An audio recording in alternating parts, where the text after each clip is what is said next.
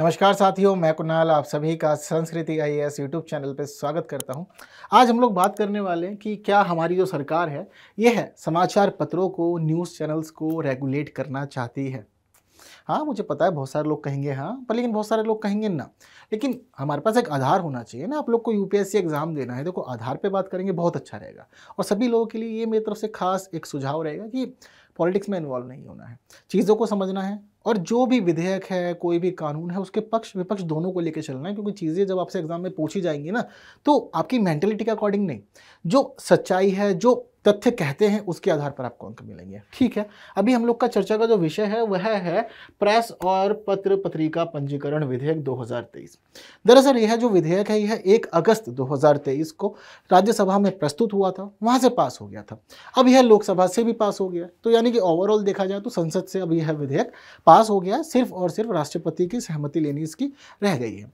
ठीक है जी, अब दोनों जगह से आपने पारित करा लिया। हमें क्यों पढ़ना है? क्योंकि बहुत अधिक इसकी आलोचना हो रही है और ऐसा बोला जा रहा है कि इंडियन गवर्नमेंट चाहती है पूरे प्रेस को रेगुलेट करना, और वह यह भी चाहती है कि चीज़ें उसकी मर्जी से हो, न्यूज़पेपर्स में क्रिटिसाइज ना किया जाए उसको। इसके साथ साथ ही यह भी मामला सामने आया है कि इंडियन गवर्नमेंट आने वाले चुनावों में न्यूज़पेपर्स को, मीडिया को फिर एक बार अच्छे से अपने अनुरूप प्रयोग करना चाहती है। यह तमाम अभी हम लोग देख रहे हैं कि क्रिटिक्स हैं हम लोग के सामने, लेकिन पहले समझेंगे पूरे के पूरे विधेयक को, इसकी महत्वपूर्ण बातों को, फिर उसके अंत में आप लोग अपने विचार देकर के बताइएगा कि चीज़ें आपको कैसी लग रही हैं और क्या अगर परिवर्तन हो सकता था तो किस और दिशा में सोचा जा सकता था।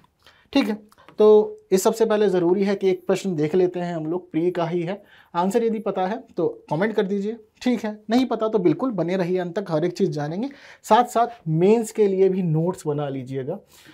कुछ लोग कमेंट कर रहे हैं कि सर बताइए नोट्स कैसे बनाना है। देखिए, नोट्स आपके पास सब्जेक्ट वाइज फाइल होनी चाहिए और चीज़ों को जितना शॉर्ट कर सकते हैं, जितना आप खुद समझ लें उतना शॉर्ट करके एक फाइल के अंदर सब्जेक्टिव रूप से आप कलेक्ट कीजिए। क्योंकि क्या होता है ना, जब हम सभी लोग एग्जाम में जाते हैं तो उससे पहले चीज़ों को जल्दी जल्दी रिवाइज करना होता है, तब यही चीज़ें हम लोग की बहुत अधिक मदद करती भी हैं। ठीक है, हाँ, इसके अलावा देखिए जो हमारे सर लोग हैं उन लोगों ने प्रॉपर इसके ऊपर क्लासेस दी हुई हैं, चैनल पर आपको मिल जाएगी, तो आप लोग वहाँ भी अच्छे से चीज़ों को समझ सकते हैं। ठीक है, समझते हैं पूरा मामला क्या है।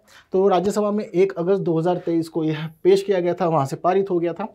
अब क्या है कि यह जो विधेयक है, यह विधेयक प्रेस और पुस्तक पंजीकरण अधिनियम 1867 को प्रतिस्थापित करेगा। हमारी इंडियन गवर्नमेंट, आप सभी लोग को पता है कि लंबे समय से भारत सरकार ने एक नया मोर्चा खोला है। इंडियन गवर्नमेंट ने साफ साफ कह रखा है कि देखिए, हम भारत के अंदर अब स्वतंत्र भारत की स्थिति में सभी औपनिवेशिक प्रतीकों को समाप्त कर देना चाहते हैं और हम नहीं चाहते कि भारत में कहीं भी हमें ब्रिटिश अंग्रेजी सरकार की कोई भी छाप दिखे। तो सरकार ने यहाँ भी यह बात की कि देखिए, प्रेस और पुस्तक पंजीकरण अधिनियम 1867 जो था, इसको अंग्रेजी सरकार ने पारित किया था और अंग्रेजी सरकार के द्वारा यह अधिनियम लाने का जो मुख्य उद्देश्य था वह था भारतीय प्रेस को और जो हमारी पत्रिकाएं हैं उनको रेगुलेट करना। रीज़न क्या था कि जब आप देखेंगे, पढ़ेंगे, जानेंगे, समझेंगे पुनर्जागरण को, आप समझेंगे राष्ट्रीय जो हमारा आंदोलन था उसको, तो आप देखेंगे कि हमारे इन आंदोलनों के अंदर पत्र पत्रिकाओं की खास भूमिका रही। और हमारे जो प्रमुख लीडर्स थे, चाहे हम लोग बाल गंगाधर तिलक की बात करें, चाहे महात्मा गांधी की बात करें, मदन मोहन मालवीय की बात करें, सभी लोग इस समय आगे आए क्योंकि एक छोटा वर्ग था हमारे पास में जो शिक्षित था, जो चीज़ों को अपने अनुरूप ढाल सकता था, लोगों को इन्फ्लुएंस कर सकता था। इन लोगों ने आकर के अपने अकॉर्डिंग सभी चीज़ें मैनेज की और लोगों को राष्ट्रीय आंदोलन में आने के लिए प्रोत्साहित किया। बहुत अधिक सफलता भी मिली। लेकिन इस दौरान क्या था कि ब्रिटिश गवर्नमेंट समझ गई थी कि देखिए, जो भारत के लोग हैं ना, यह किताबों के माध्यम से, समाचार पत्रों के माध्यम से, अपनी पत्रिकाओं के माध्यम से लोगों को इन्फ्लुएंस कर रहे हैं और लगातार ब्रिटिश सरकार की आलोचना कर रहे हैं। अब जरूरी है कि इसको रेगुलेट किया जाए। रेगुलेट नहीं किया जाएगा ना तो हमारे लिए यही एक मुख्य नासूर बनेगा जो हमारा भारत से जाने का कारण भी बन जाएगा। तो इसलिए जरूरी है कि इसको नियंत्रित किया जाए। अधिनियम आया था, अब तब से क्या हुआ कि लगातार यही अधिनियम व्यवस्था में बना हुआ था और इसके जो प्रावधान ब्रिटिश सरकार ने निर्धारित किए थे 1867 में, वो सभी प्रावधान हमने देखा कि अभी तक व्यवस्था में बने हुए हैं। क्यों बने हुए हैं और क्या ही जरूरत है? जब अंग्रेज चले गए देश छोड़ करके, व्यवस्था बदल गई, हम स्वतंत्र भारत में, तो स्वतंत्र भारत के अनुरूप कानून होना चाहिए। हालांकि ऐसा नहीं है कि सिर्फ अभी जो वर्तमान सरकार है उसने ऐसे सोचा। वर्ष 2011 में जिस समय प्रधानमंत्री मनमोहन सिंह थे, उस समय भी एक ऐसा ही विधेयक लाया गया था, लेकिन वह पारित नहीं हुआ था, इसलिए कानून नहीं बन सका था। हाँ, अब यह संसद से पास हो गया तो ऑब्वियस है कि पारित होने के बाद अब इसको राष्ट्रपति की सहमति मिल ही जाएगी। ठीक है, चीज़ें समझ गए आप लोग। तो इसके साथ साथ अब समझना है कि क्या क्या बदल रहा है। जैसे कि हम लोग का जो मुख्य कानून अब तक का था प्रेस और पुस्तक पंजीकरण अधिनियम 1867 था। मुख्य रूप से इसको लागू किया गया था रेगुलेशन के लिए ही, जो आप सभी लोग जानते हैं।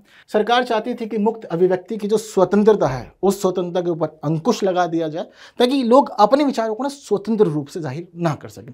और इसी वजह से जब हम राष्ट्रीय आंदोलन पढ़ते थे हमें पता लगता है कि उस समय कुछ लोग ऐसे थे जो गुप्त रूप से सूचनाएं आदान प्रदान करने की जिम्मेदारी उठाते थे और सभी चीज़ों को मैनेज कर लिया करते थे, है ना। सब चीज़ें हुई क्योंकि ज़रूर था अंग्रेजों से भारत को मुक्त कराना।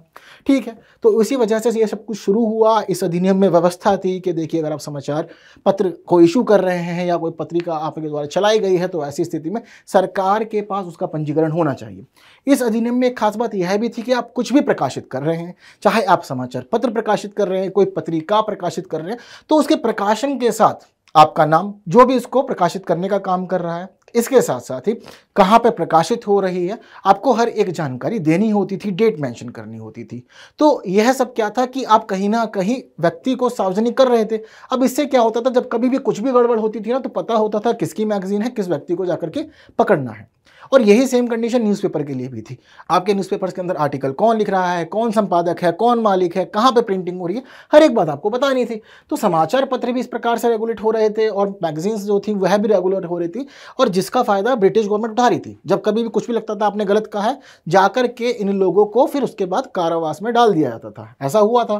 तो इसी वजह से क्या था कि सरकार ने कहा कि इन सब चीज़ों की ज़रूरत है नहीं हमारे देश में। लेकिन आज तक अगर हम स्थिति समझते हैं तो यह सब कुछ बना हुआ है व्यवस्था के अंदर, और अभी भी जो मॉडर्न हमारे न्यूज़पेपर्स आ रहे हैं, जो चीज़ें चल रही हैं वह यथावत हैं और लोग अपनी डिटेल्स सब कुछ शेयर कर रहे हैं। ठीक है, तो ज़रूरी है कि इस ढांचे को बदला जाए। इसके साथ साथ ही यदि हम पिछली व्यवस्था को समझते हैं तो अगर किसी भी नए न्यूज़पेपर को मार्केट में आना है तो पहले पंजीकरण की एक खास प्रक्रिया का पालन करना पड़ता था, जिस प्रक्रिया के अंदर हमारे जो मुख्य अधिकारी थे वो और साथ साथ डीएम वगैरह इन्वॉल्व थे। और लगभग चरणों की बात करें तो कुल 8 चरणों से पूरी प्रक्रिया गुजरती थी। ऑनलाइन जैसी कोई व्यवस्था नहीं थी और फिजिकली ही आपको ऑफिस टू ऑफिस धक्के खाने पड़ते थे। इंडियन गवर्नमेंट ने कहा अभी कि इस सब की क्या ज़रूरत है, आप अच्छा काम कर रहे हैं, आप प्रेस संभाल रहे हैं, आप क्यों धक्के खाएंगे ऑफिस की। ज़रूरी है कि आपको एक ऑनलाइन प्लेटफॉर्म मिल जाए, आप ऑनलाइन प्लेटफॉर्म पे आएँ, अप्लाई करें, जहां पर जितने भी ऑफिसर हैं वह ऑफिसर अपने ऑफिस में बैठे बैठे आपकी एप्लीकेशन को रिव्यू करें, उसको पास कर दें। सिंपल, क्यों बेवजह धक्के खाने ऑफिस की ज़रूरत नहीं है। यह बात भी इन्होंने क्लियर की। और 8 चरण जैसी व्यवस्था अब नहीं है, बहुत सिंपल कर दिया गया है रजिस्ट्रेशन। अब ये नहीं है कि हर एक व्यक्ति फिर न्यूज़पेपर ही लेके बैठा रहे, वरना नहीं बिकेंगे ना। फिर ऐसा भी नहीं करना है मार्केट में। जो इतने न्यूज़पेपर चल रहे हैं अच्छे हैं। हाँ, यदि कोई बहुत अधिक उत्साही है, चाहता है विचार को व्यक्त करना, तो बिल्कुल अब उसके लिए यह पूरी प्रक्रिया बहुत अधिक सरल भी हो गई है। क्लियर है इतना आप लोग को? ओके, तो सारी बातें क्लियर हो गई थी। अगर जो पिछला हम लोग का अधिनियम था, अगर कोई भी व्यक्ति उसके तहत दिए किए गए प्रावधानों का उल्लंघन करता था तो 2000 रुपये का जुर्माना शुरुआत रूप से, बाद में बढ़ता जाता था, और साथ साथ व्यक्ति को 6 महीने के लिए साधारण कारावास की सजा भी दी जाती थी। यह सब व्यवस्था थी। ठीक है, तो देखिए मूल रूप से इसको एलिमिनेट किया गया है जस्ट बिकॉज यह एक कॉलोनियल एक्ट है। ठीक है, हम चाहते हैं कि एक्ट हमारा अपना हो और हमारी व्यवस्था के अनुरूप ढले। तो हमने इसीलिए अब एक नया विधेयक पेश कर दिया है। अब यह विधेयक क्या कह रहा है, जरा चीज़ों को समझना भी हम लोग अब शुरू कर देते हैं। ठीक है, यहाँ पर कहा गया है कि देखिए, अगर कोई भी न्यूज़पेपर पब्लिश हो रहा है या फिर कोई मैगजीन है तो प्रेस रजिस्ट्रार के पास उसको रिकॉर्ड करवाना ज़रूरी है, यानी कि पंजीकरण यहीं पर ही होगा। पंजीकरण कराए जाने के बाद में आपको यह भी ध्यान रखना है कि हर एक चीज़ जहाँ पर आप लोग अपने विचारों को प्रस्तुत करते हैं उन सभी को ही यहाँ पर रजिस्टर कराया जाएगा। हाँ, इसकी एक खास बात यह है कि इसमें वैज्ञानिक और अकादमिक पत्रिकाएं शामिल नहीं है। ठीक है, तो सभी को आप यहाँ पर पंजीकृत करा सकते हैं। व्यवस्था को अधिक सरल कर दिया गया है और अब डिजिटल कर दिया गया है, यानी कि ऑफिस टू ऑफिस नहीं जाना, ऑनलाइन आप एप्लीकेशन भेज सकते हैं। और ऑनलाइन एप्लीकेशन भेजने के बाद में आपको 60 दिन के अंदर हर एक चीज़ क्लियर करवा दी जाएगी। यानी कि जो हमारे ऑफिसर्स, जैसे कि एक है प्रेस रजिस्ट्रार जनरल, जो मुख्य रूप से केंद्र सरकार के द्वारा अपॉइंट किए जाते हैं, यही सब काम करेंगे और आपको एक सर्टिफिकेट प्रोवाइड करेंगे कि हाँ, आपको अनुमति है, आप अपना न्यूज़पेपर या कोई मैगजीन प्रिंट करना चाहते हैं, अब आप कर सकते हैं। इसके साथ ही एक निर्दिष्ट स्थानीय अधिकारी, जिसको जनरली हम सभी लोग डीएम कहते हैं। हाँ, आप भी यही बनना चाहते हैं ना? बिल्कुल, आपके पास भी जिम्मेदारी ये वाली आएगी जब आप बन जाएंगे। तो मुख्य रूप से प्रेस रजिस्ट्रार जनरल और साथ में है इनके डीएम। अब व्यवस्था समझते हैं हम लोग कि क्या होता है। सबसे पहले आपको जो अप्लाई करना होगा वह ऑनलाइन करना होगा, लेकिन जिम्मेदारी मेन है पहले डीएम के पास में। डीएम आपकी पूरी एप्लीकेशन को देखेंगे, जानेंगे, समझेंगे और उसको देख जान समझ लेने के बाद डीएम जो है आपको एक डिक्लेरेशन दे देंगे, ठीक है, कि आपकी एप्लीकेशन ठीक है, चीज़ें क्लियर हैं, आप आगे बढ़ सकते हैं।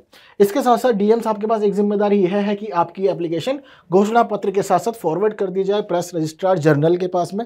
फिर प्रेस रजिस्ट्रार जनरल आपको एक सर्टिफिकेट इशू कर देंगे, जिसके बाद आप फिर स्वतंत्र रूप से अपने विचारों को प्रस्तुत कर सकते हैं, अपना न्यूज़पेपर या मैगजीन चला सकते हैं। प्रोसेस समझ गए, सिंपल है। यहाँ पर एक और व्यवस्था है कि आपके लिए सिस्टम मान लो ऑनलाइन कर दिया, लेकिन ऑनलाइन करने के बावजूद आपकी एप्लीकेशंस पड़ी हुई हैं महीनों महीनों तक। इंडियन गवर्नमेंट को लगता है कि भाई आप सरकार के विरुद्ध बातें करेंगे, तो ऐसी स्थिति में एप्लीकेशन पेंडिंग कर दी, आपको दे ही नहीं रहे हैं सर्टिफिकेट, अब क्या हो। तो यहाँ पर व्यवस्था की गई, ऐसा कुछ नहीं होगा। यदि यह लोग ध्यान देते हैं तो ठीक, ध्यान नहीं देते तो 60 दिनों के भीतर ही आपकी एप्लीकेशन कंप्लीट हो जाएगी, आपको सर्टिफिकेट मिल जाएगा। पूरी प्रक्रिया 2 महीने के अंदर ही क्लियर होगी, चाहे वह जैसे भी हो, आपको कोई टेंशन नहीं लेनी है, ठीक है।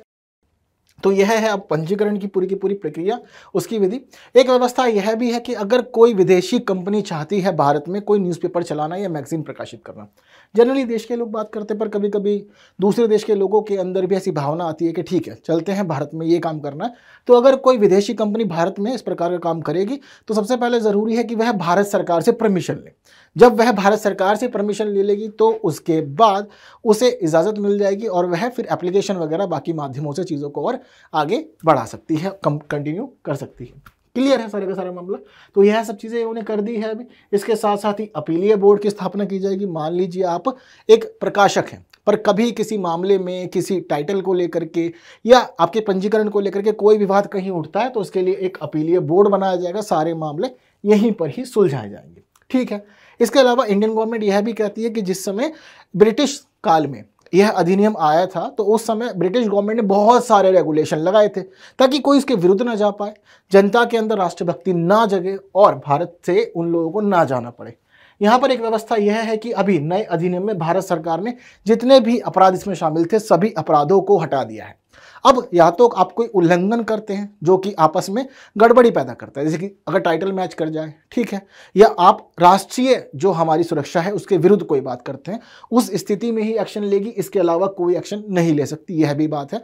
हाँ, जिस समय डिबेट चल रही थी लोकसभा के अंदर तो बोला गया था सरकार से कि आप अपनी मर्जी से चीज़ों को कंटिन्यू करवाएंगे, चीज़ें रेगुलेट होंगी और कोई क्रिटिसाइज करेगा जेल में डाल देंगे।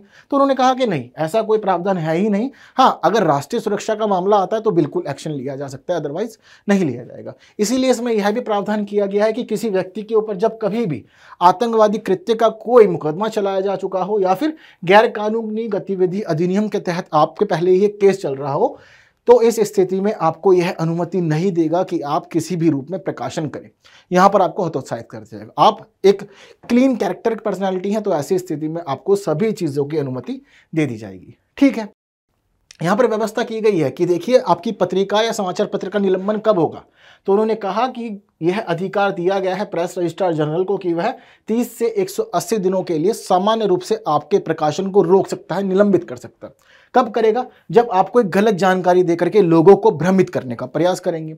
इसके साथ साथ ही अगर देखा जाता है कि आपके द्वारा जो कार्य संभाला गया है, चाहे पत्रिका का हो या फिर न्यूज़पेपर का हो, आप रेगुलरली नहीं कर रहे हैं, गैप कर दे रहे हैं, जिम्मेदारियां नहीं समझ रहे हैं, लोगों तक चीज़ें नहीं पहुंचा पा रहे हैं, जिससे कि लोग इंतजार कर रहे हैं, उनको असुविधा हो रही है, ऐसी स्थिति में भी निलंबित किया जाएगा। फिर आपसे डिटेल मांगी जाएगी, बताइए चीज़ें क्या क्या है। इसके अलावा वार्षिक विवरण आपसे मांगा जाएगा कि साल भर आप लोगों ने किस प्रकार से चीज़ें प्रकाशित की, क्या क्या रहा आपका पूरा वर्ष भर का ब्यौरा बताइए। अगर आप अपने इस वार्षिक विवरण में गलत जानकारियां देते हैं तो भी आपके खिलाफ कार्रवाई होगी और निलंबित किया जा सकता है। अगर मान लीजिए आपने कोई भी काम किया और शीर्षक में समानता हो गई, जनरली क्या होता है कि दैनिक जागरण ने कोई न्यूज़ प्रिंट की, हिंदुस्तान टाइम्स ने प्रिंट कर दी, दोनों ने सेम टाइटल यूज़ कर लिया। आप कभी भी देखेंगे न्यूज़पेपर सेम टाइटल यूज़ नहीं करते, चीज़ों को बदलते हैं, शब्दों को बदलते हैं, ऐसा हमेशा होता है। तो यहाँ पर यह भी व्यवस्था कि अगर आपने सेम टाइटल से न्यूज़ प्रिंट की है जब कभी भी किसी भी समाचार पत्र में, तो भी आपको निलंबित किया जा सकता है। इसके साथ साथ अगर कभी भी पाया गया कि आतंकवादी गतिविधि के अंदर या गैर कानूनी गतिविधि में आप शामिल हैं या न्यूज़पेपर छापने वाला व्यक्ति शामिल है, संपादक शामिल है, तो भी फिर यह कार्रवाई हो सकती है। अभी हमारा कानून इस प्रकार की व्यवस्था करता है।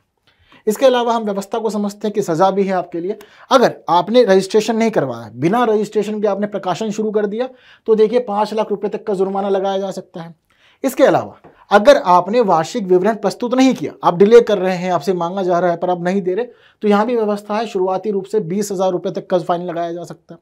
हाँ, इसके अलावा यह भी व्यवस्था है कि आपने पंजीकरण के बिना प्रकाशन किया तो साथ में आपको 6 महीने की जेल भी हो जाएगी। यानी एक तरफ 5 लाख रुपए तक का जुर्माना, 6 महीने की जेल भी जाएगी, साथ साथ में अगर विवरण प्रस्तुत नहीं किया तो 20,000 रुपये का फाइन। इससे आपको पता लग रहा है कि अगर यह काम करना है तो ज़रूरी है कि आप रजिस्टर्ड हो गवर्नमेंट के पास में। साथ साथ में जो प्रेस रजिस्ट्रार जनरल है उनको यह भी जिम्मेदारी दी गई है कि जितनी भी हमारे देश में चीज़ें होंगी, चाहे न्यूज़पेपर चल रहे हैं, मैगजीन चल रहे हैं, हर एक का ब्यौरा होना चाहिए। यानी कि आप एक प्रॉपर अपने पास कैटलॉग रखेंगे, आपको पता होगा कि पूरे देश भर में इस समय कहाँ कहाँ कैसा कैसा काम हो रहा है। यह एक प्रॉपर जिम्मेदारी भी दी गई है। चीज़ें क्लियर है सभी लोग को? तो इस प्रकार का है ये हमारा नया विधेयक जो जल्द कानून बन जाएगा और फिर सारी व्यवस्था इसके अनुरूप ही देश भर में चलेगी। हाँ, आलोचनाएं हैं जैसे कि आपको मैंने बताया, तो समझ लीजिए एक और बार। समाचार पत्रों पर नियंत्रण, यानी कि जो विरोधी हैं वह यही कह रहे हैं अभी कि सरकार के पास आ जाएगी चीज़ें, क्योंकि जो मुख्य व्यक्ति है, जो जर्नल है, उस स्थिति में उसकी अपॉइंटमेंट कौन कर रहा है? भारत सरकार। भारत सरकार अपने व्यक्ति को अपॉइंट करेगी, तो कहीं ना कहीं वह व्यक्ति भारत सरकार के बारे में ही अधिक सोचेगा, जिससे कि चीज़ें गड़बड़ाएंगी और समाचार पत्रों के ऊपर और पत्रिकाओं के ऊपर भारत सरकार का नियंत्रण बढ़ जाएगा। इससे समाचार पत्रों के लिए दास्ता की स्थिति शुरू हो जाएगी और वह सरकार के हित की बात करेगी, सरकार के अनुरूप ही बात करेगी, जो तानाशाही को बढ़ावा भी देती है। आप अभिव्यक्ति की स्वतंत्रता पर अंकुश लगाएंगे। अगर मान लीजिए किसी ने कोई काम किया, आप कह देंगे कि राष्ट्रीय हमारी जो सुरक्षा है वह खतरे में है, जिसके बाद आप उसके ऊपर कार्रवाई कर देंगे, है ना? यह सब भी हो सकता है। तो क्योंकि राष्ट्रीय सुरक्षा को लेकर के ऐसा कोई मानक अभी परिभाषित नहीं है कि किस किस काम को राष्ट्रीय सुरक्षा के लिए माना जाएगा कि यह विरुद्ध है, तो ऐसा आपने कुछ भी एग्जाम्पल नहीं दिया, चीज़ें क्लियर नहीं की है, तो सरकार के हाथ में चीज़ें आ गई हैं या जो अधिकारी है उसके हाथ में आ गई है कि वह डिफाइन करे, तो इससे भी चीज़ें गड़बड़ा जाएंगी। आने वाले समय में 2024 का चुनाव सभी को पता है कि होगा, तो कहीं ऐसा हो कि इसके माध्यम से आपने कहा है कि 2 महीने की अवधि में आपको पंजीकरण दे दिया जाएगा, समय बहुत कम है, ऐसा हो कि आप 2 महीने के अंदर बहुत सारे न्यूज़पेपर को यह अथॉरिटी दे दें कि आप पब्लिश कीजिए, और जिनको आप अथॉरिटी दें उसके बाद फिर आप उनको अपने ही अनुरूप यूज़ करें, यह भी गलत हो जाएगा। और सरकारी आलोचनाओं को अगर आप रोकेंगे, ज़रूरी है कि प्रेस में गवर्नमेंट को क्रिटिसाइज़ किया जाए, जिससे कि चीज़ें भी क्लियर हो और सरकार भी अपनी जिम्मेदारी समझे और जनता के प्रति उसकी जवाबदेही बनी रहे। अगर आप चीज़ों को रोकेंगे, गवर्नमेंट को जो क्रिटिसाइज किया जा रहा है उसको रेगुलेट करेंगे, तो भी फिर लोकतंत्र पे खतरा आ जाएगा। इस रूप में अभी इस विधेयक की आलोचना की जा रही है। पास है, व्यवस्था में लागू तो होगा, सभी चीज़ों से इतर देखेंगे कि आने वाले समय में इसका पूरी व्यवस्था पे क्या प्रभाव पड़ रहा है। हाँ, किसी और रूप में व्यवस्था को बदला जा सकता है, सुधारा जा सकता है, तो अपने सुझाव आप लोग ज़रूर दीजिए। देखते हैं कि आपके पास कितने यूनिक आइडियाज़ हैं। सभी का स्वागत है बहुत अधिक। ठीक है, इसके साथ साथ प्री का एक प्रश्न दिखाया था, अब जल्दी से आप लोग आंसर कमेंट कीजिए। अच्छे से चीज़ों को जाना समझा है तो आप चीज़ों को आराम से बता पाएंगे। और मेंस के लिए नोट्स ज़रूर बना लीजिएगा, सारा विषय बहुत खास है, काफ़ी महत्वपूर्ण विषय आयाम इसमें भी शामिल हैं। ठीक है, तो उम्मीद करता हूँ कि वीडियो पसंद आई होगी। बाकी साथियों तक बिल्कुल शेयर ज़रूर करना है, लाइक के बिना नहीं जाना है। अगली वीडियो में फिर मिलेंगे। हाँ, पहले आंसर दिखा देता हूँ, तो आंसर देखिए आप लोग की स्क्रीन पर है, यही है ना? सही लगाया या कुछ और लगाया? ठीक है, तो अगली वीडियो में फिर मुलाकात करते हैं कुछ नई बातों के साथ। तब तक के लिए विदा दीजिए। Thank you so much.